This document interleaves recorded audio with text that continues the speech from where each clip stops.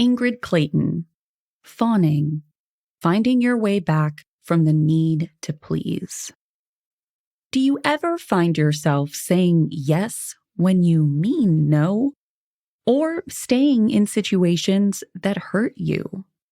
You might be fawning, enacting a subconscious trauma response that keeps you trapped in harmful patterns while appearing perfectly functional on the surface.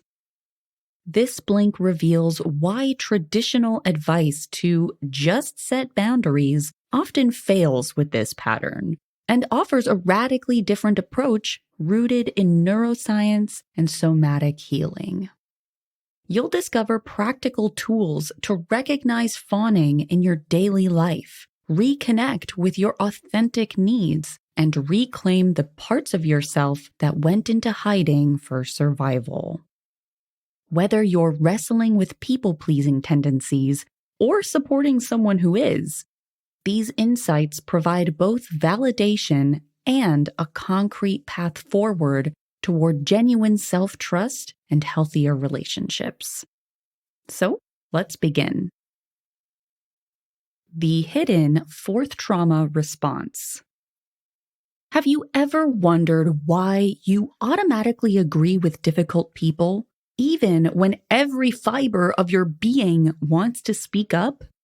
Well, you might be fawning, a survival mechanism that flies under the radar of our typical understanding of trauma responses. Most people know about our ingrained fight, flight, and freeze response when facing threats.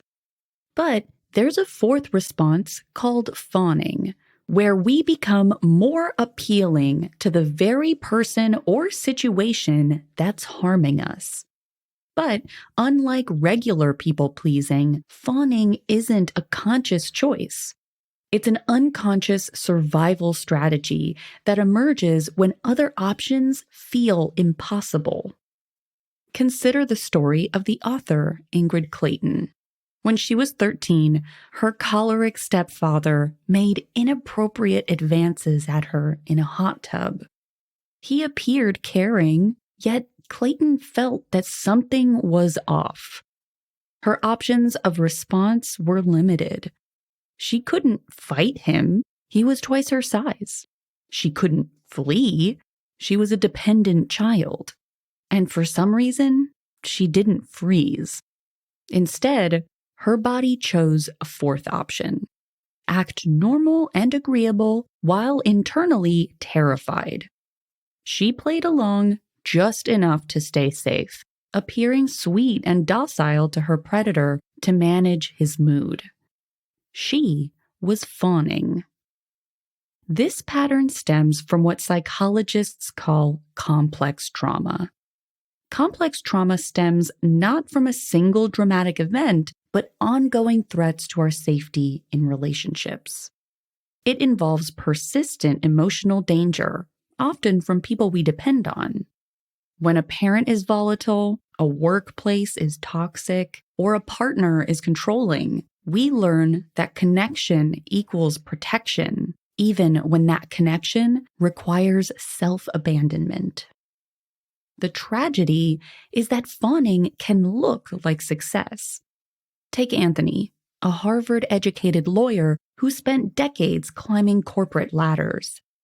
His childhood was filled with emotional invalidation, so he lived a life entirely oriented around external validation while feeling fundamentally empty inside. It was only when he heard a cruel voicemail his parents recorded by accident that he realized he'd been performing for them his entire life, and that they actually didn't care. For him, this realization opened the doors to true healing. The path forward involves recognizing fawning, not as a weakness, but as intelligence. Your nervous system made the best choice available at the time. Healing begins with honoring these protective mechanisms while gradually expanding your capacity to be authentically yourself in relationships. People-pleasing as social necessity. When actor Dax Shepard was 12, a grown man slammed his head against a telephone pole. His immediate response to this awful assault was to flatter and appease his aggressor. This automatic people-pleasing reaction saved him from further violence. Later, when Shepard grew to 6'2" in his adolescence, he built more confidence. He could finally fight back instead of fawn, literally outgrowing his need to appease dangerous people. Many of us aren't so lucky. The structures around us actively reward and sometimes require fawning behavior, especially for people with less social power. Apart from obvious characteristics such as size, we find ourselves embedded in all kinds of social hierarchies that demand compliance. Patriarchal systems reward traditionally feminine traits like deference and caretaking. Corporate cultures expect employees to be team players who don't rock the boat. Family systems often require children to manage their parents' emotions rather than the reverse. For people of color, the stakes are even higher. Code switching, adjusting your entire presentation depending on your environment, becomes a daily necessity. You might need to appear cool and tough in one setting, then switch to accommodating small talk in another, never getting to be authentically yourself. Francis's story reveals how multiple systemic forces can trap someone in chronic appeasement. Her childhood laid that foundation. An abusive, alcoholic mother who beat her, then demanded comfort during tearful apologies, teaching Francis that her job was to manage her mother's emotions. Her father reduced her worth to her physical appearance and appeal to men, a reflection of patriarchal values about women's currency in the world. By the time she met Colin, chaos felt like safety. During each of Colin's outbursts, Francis instinctively managed his emotions and protected his image in front of others, doing exactly what these systems had trained her to do. Her breakthrough came when she finally said no to one of Colin's demands. His disproportionate rage revealed the truth. She wasn't in a loving relationship, but in an abusive one held up by learned trauma response. Her story illustrates why telling fawners to just stop people-pleasing totally misses the point. The structures around us actively require and reward this behavior, making individual change require a fundamental reimagining of which systems we participate in and how. The subtle signs of fawning. Perhaps you're starting to think of instances in which you've shown signs of fawning. Maybe you've noticed that you always anticipate everyone's needs before your own, are constantly apologizing, or morphing into whoever the situation demands. Self-minimization is perhaps the most common pattern of fawners. They treat relationships like math problems. If someone else takes up 80% of the emotional space, they learn to survive in the remaining 20%. They justify others' harmful behavior, lower their expectations, and engage in magical thinking that things will improve if only they do more. Consider Grace's traumatic childhood experience about pizza toppings. When her father asked if she wanted onions and she said no, he flew into a rage, dragging her by her hair and kicking her out of the house. Her crime was simply having a different preference than his. This taught her that her job was to anticipate what others wanted, not to have authentic desires. Today, sharing meals still terrifies her because any choice could be the wrong one. The pattern of shape-shifting flows naturally for fawners. They adopt different personalities in different contexts to meet perceived expectations. Fawners become master storytellers, reframing dysfunction as love stories to avoid seeing painful truths. They develop chronic anxiety from constantly scanning for threats and mood changes in others. If you want to investigate these patterns in your own life, start by identifying the specific systems that reward your compliance over your authenticity.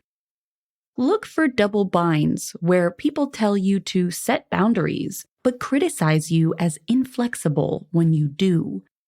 These contradictions signal systems that require fawning. Next, recognize that fawning often hides in plain sight because it's labeled with positive terms, such as being nice or a team player. Ask yourself, do I minimize my needs to make others comfortable? Do I soften my tone to avoid seeming difficult? Pay attention to physical signs as well. Anxiety about someone's mood, reflexive apologizing, or feeling like your safety depends on pleasing others. Recognition is the first step towards healing. If these patterns feel familiar, know that fawning developed as an intelligent adaptation to unsafe environments.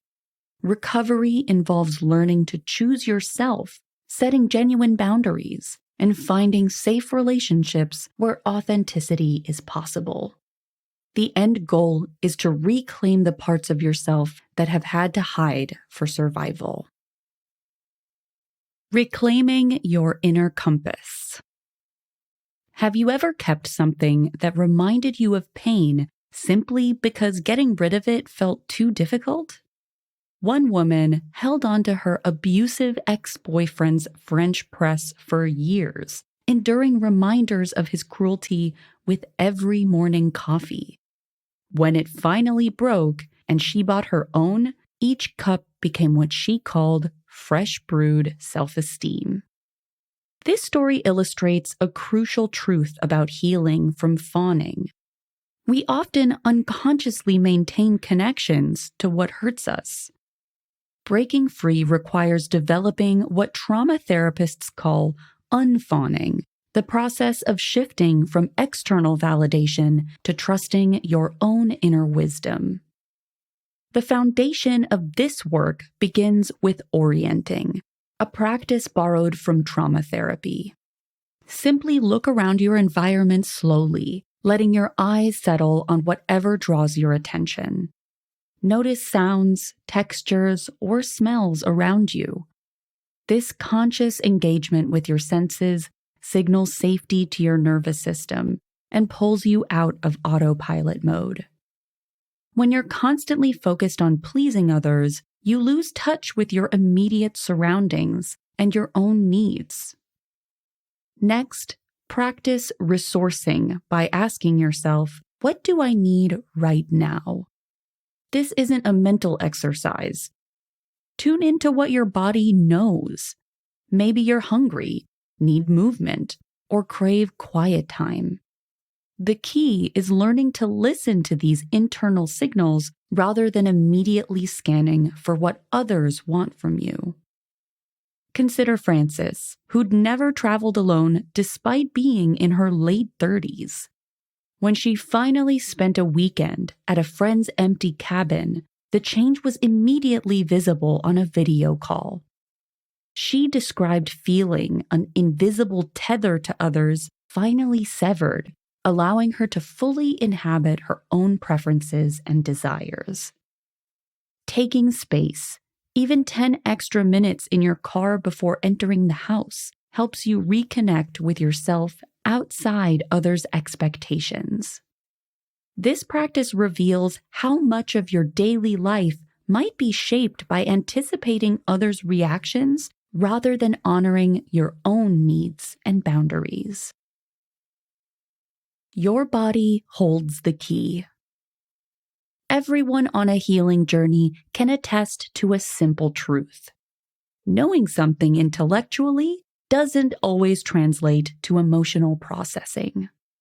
Consider Sadie, who understood everything about eating disorders but couldn't stop her destructive patterns.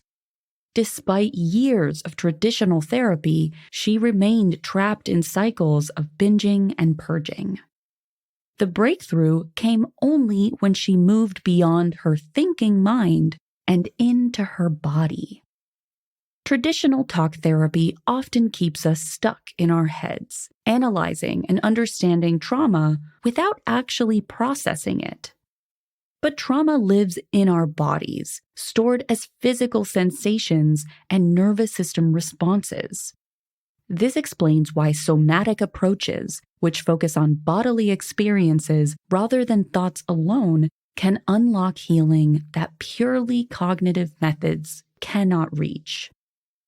During an eye movement desensitization and reprocessing session, or EMDR, Sadie engaged in bilateral stimulation of her body using the butterfly hug.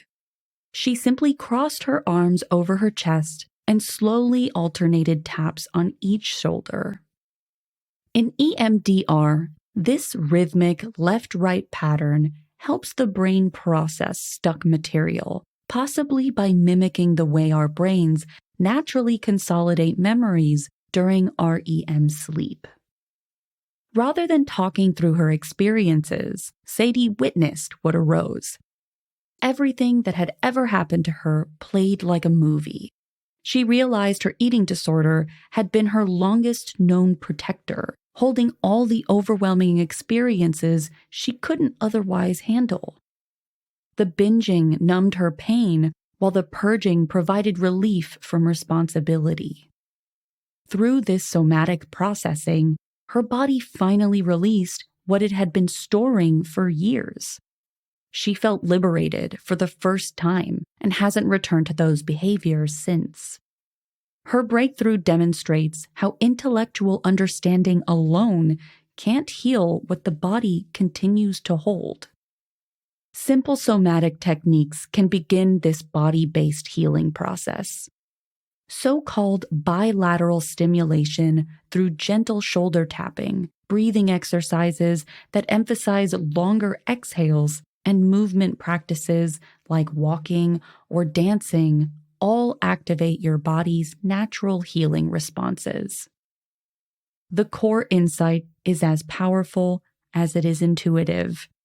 Healing trauma requires moving from mental analysis to felt experience, where your body can finally process and release what it's been carrying.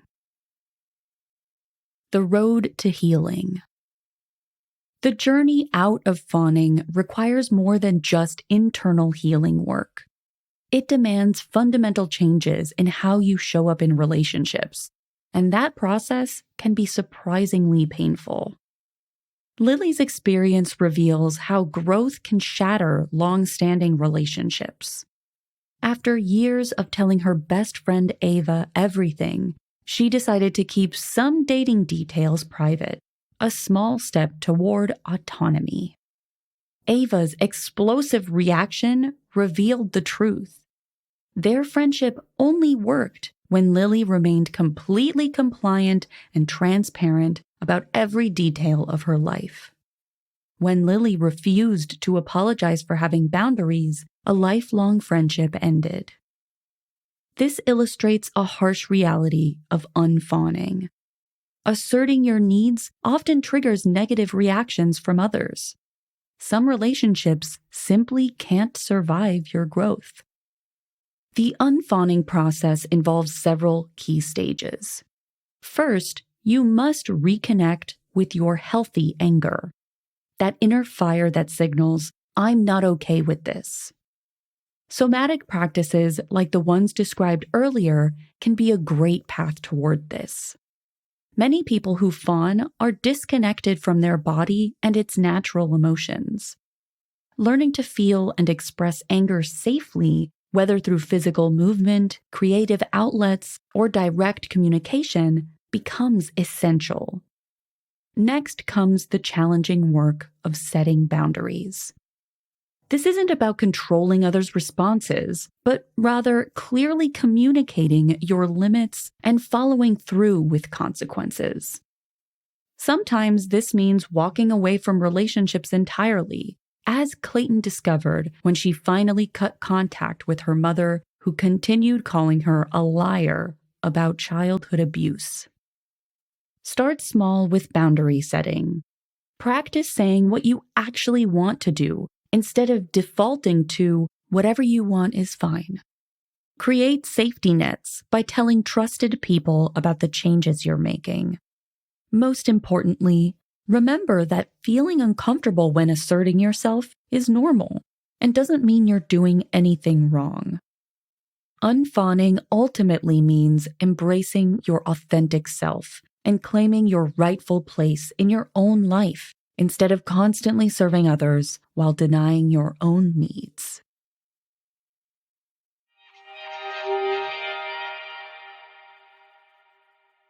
In this Blink to Fawning by Ingrid Clayton, you've learned to spot and navigate a little-known trauma pattern. Fawning is the fourth trauma response beyond fight, flight, and freeze. It's an automatic survival strategy where you appease those who harm you. Unlike conscious people-pleasing, fawning emerges from complex trauma and becomes embedded through social systems that reward compliance, especially for those with less power. Common signs include self-minimization, shape-shifting to meet others' expectations, and chronic anxiety about others' moods. Healing requires unfawning, reconnecting with your body through somatic practices, reclaiming healthy anger, and setting genuine boundaries. This process often reveals which relationships cannot survive your growth. Recovery involves orienting yourself to the present, listening to your body's needs, and gradually choosing authenticity over automatic appeasement. The goal isn't eliminating protective responses entirely, but developing flexibility to be genuinely yourself in safe relationships. Okay, that's it for this Blink. We really hope you enjoyed it. If you have a moment, please take the time to leave us a rating. We always appreciate your feedback. And I'll see you in the next Blink.